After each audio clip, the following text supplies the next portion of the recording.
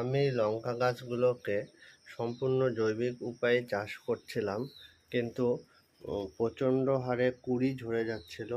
তাই লঙ্কা গাছগুলোর গোড়াতে একটু আমি পটাশ এবং বোরন সার দিয়েছি।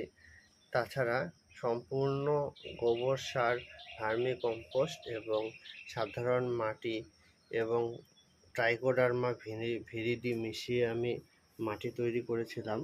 কিন্তু দেখা যাচ্ছিল যে এই যে দেখুন, 2-3 দিন আগের থেকেই কোনো কারণে কুঁড়িগুলো পড়ে যাচ্ছে।